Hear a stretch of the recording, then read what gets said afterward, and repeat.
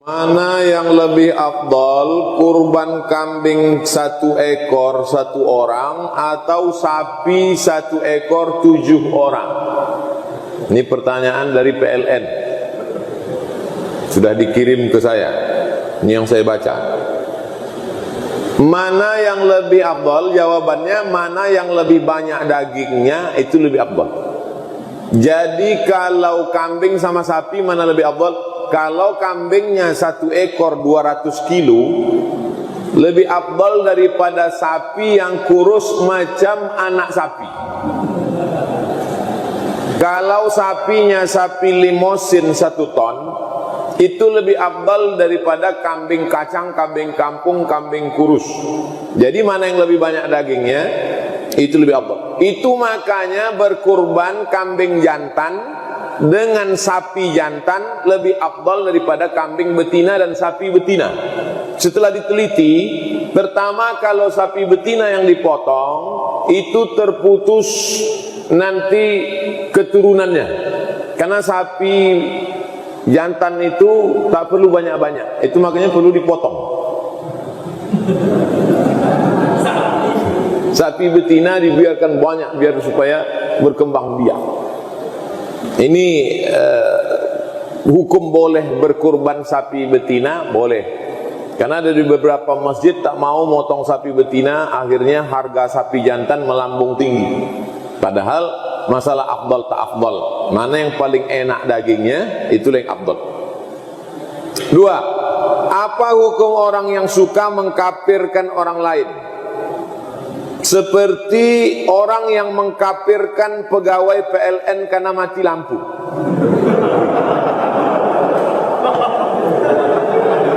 Saat sedang makan berbuka puasa mati lampu, lalu dia kata kafir orang PLN. Kalau ada orang Islam mengkafirkan orang lain, ternyata orang itu tidak kafir, maka dialah yang kafir. Hadis sahih, man kaffara musliman, siapa yang mengkafirkan orang Islam, ternyata orang itu tidak kafir, maka kekafiran itu berbalik pada dirinya sendiri. Nah, kalau marah jangan sampai kafir. Kalaupun marah betul sedang menyuap mati lampu, kantui. Nah, sekedar kentut aja kan, tak sampai kafir. Oleh sebab itu maka kita perlu tabayun, klarifikasi kenapa sampai padam. Rupanya air, dulu saya termasuk yang marah, tapi saya tanya orang kenapa sampai padam. Ini air Pak Ustadz turun curah hujan, jadi terjadi penurunan permukaan air di danau, maka kincir air tak bisa memutar, turbin tak berputar, berkurang daya, jadi kita bagi-bagi. Siapa pula mau menyusahkan orang lain? Oh begitu. 3. Bolehkah kita mengupah tukang jagal? Wah, ini nyindir saya ini. Jadi Bapak Ibu yang kebetulan nanti menjadi panitia atau ketua masjid, ada yang diupah, ada yang diberi hadiah. Tukang potong sama tukang kulit itu memang diupah. Pak tukang potong, berapa Bapak kami upah per kepala? Kata dia, tak usah lah, tak usah. Itu kalau kata dia tak usah, pisaunya begini, itu basa-basi. Tak usah lah Pak, kata dia, tak usah lah. Jangan dibiarkan basa-basi dia. Tidak boleh menjadikan daging, tulang, kepala sebagai upah, tak boleh. Dia dikasih upah pakai duit, makanya akad membayar kurban itu, ini 2,5 juta untuk kurban dan biaya operasional tunai, begitu akadnya. Karena biaya operasional di situ sapinya dibawa dari Sumatera Barat, kan nginap dulu 2 malam baru dipotong. Menjaganya siapa? Bawakan rumputnya siapa? Menyenter malam-malam takut dicuri maling siapa? Tukang potong dengan tukang kulit itu mesti diupah.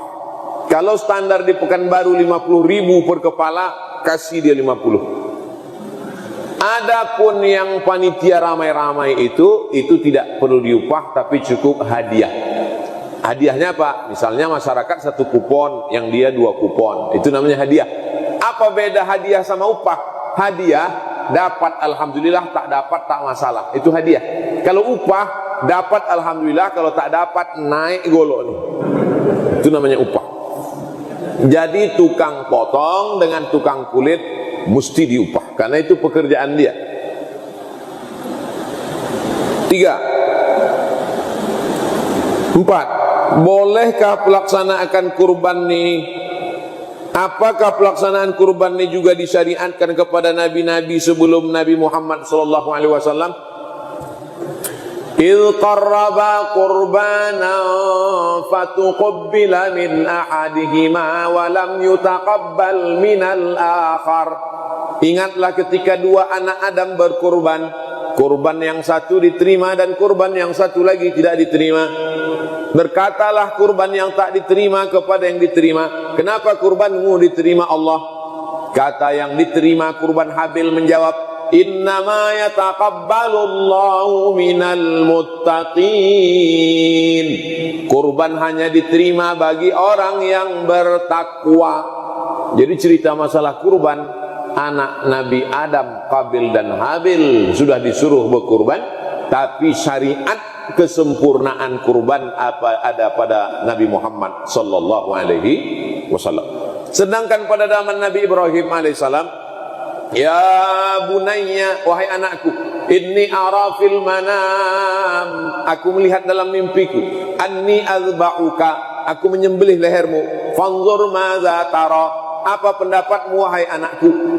Kata anaknya Ismail menjawab, ya abati, wahai ayahku, if'al ma tu'mar, laksanakan perintah Allah, satajulni insyaallahu minas sabirin, insyaallah aku sabar. Maka dibawanya lah anaknya itu ke tempat penyembelihan. Tempat penyembelihan itu sekarang diberi tugu warna putih, tiang pakai kubah kecil, di bawah istana di atas bukit, di samping melontar jumroh Aqobah, tengok ke atas nampak. Mudah-mudahan nanti berangkat umroh bisa melihat itu, amin.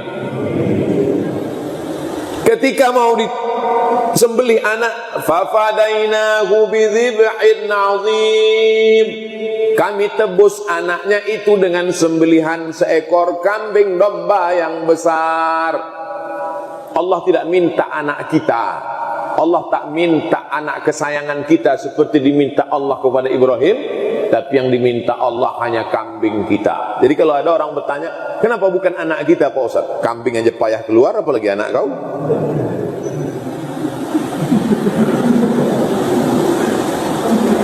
Lima, kapan sebaiknya pembagian daging kurban dilaksanakan? Habis sholat paling afdal tanggal 10. Berubah pikiran tanggal 11 mau berkurban, bagus. Tanggal 12 masih ada duit, oke. Tanggal 13 4 hari sampai 14 terakhir menjelang azan maghrib, habis asar sebelum tenggelam matahari. Begitu azan maghrib tanggal 13 sore, Allahu Akbar, Allahu Akbar, datanglah seorang bapak, ini 2,5 juta, kau makanlah duit kau tu, tak ada gunanya lagi. Tahun depan ya kalau sampai hari kurban. 6. Bolehkah kita berkurban atas nama orang lain seperti orang tua kita misalnya? Kalau bapak ibunya masih hidup, bagus. Ayah, emak, tahun ini tak usah berkurban, pakai duit saya. Tak tahu kalian aku ni pegawai PLN yang paling kaya raya, ha? Kalau mau menunjukkan kaya kita bukan dengan mobil yang mewah, bukan dengan rumah yang besar, tapi dengan berkurban banyak-banyak. Apa boleh berkurban? Boleh 1, 2, 3 Pak Ustaz. Nabi Muhammad SAW berkurban 63 ekor, dipotongnya sendiri 63 ekor. Habis itu dikasihnya pisau ke Sayyidina Ali, Ali memotong 37 ekor. 37 tambah 63, 100 ekor sendirian. Belum pernah saya baca berita orang Indonesia motong 100 ekor sendiri, tak ada. Jadi kalau mau kaya, bercita-citalah berkurban 100 ekor onta sendirian. Onta tak ada, 100 ekor sapi limosin sendirian. Tak juga bisa 100 ekor kambing sendirian. Habis, tak ada kurban pakai burung puyuh, tak ada.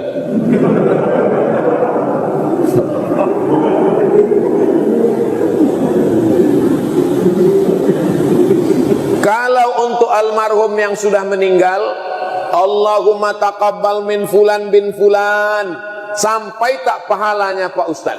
Dua dalilnya. Pertama, Nabi menyembelih kambing, Allahumma taqabbal min ummati Muhammad, terimalah kurban ini untuk umat Muhammad. Padahal waktu itu umat Muhammad sudah banyak yang meninggal dunia, karena berkurban dilaksanakan di Madinah, sedangkan sebelum itu sudah banyak yang meninggal di Makkah. Itu menunjukkan kurban sampai pada umat Muhammad SAW. Kambing yang kedua, Allahumma taqabbal min ali Muhammad, terima untuk keluarga Muhammad. Padahal kambing itu disembelih di Madinah, sebelum itu sudah meninggal keluarga Nabi Muhammad SAW, Khadijah di Makkah. Itu menunjukkan sampai untuk yang meninggal dunia. Sudah kusampaikan dalilnya. Ragu juga berkurban untuk almarhum almarhumah, tak ada dalil lagi, karena cerita tentang masalah ghaib, tak nampak iman.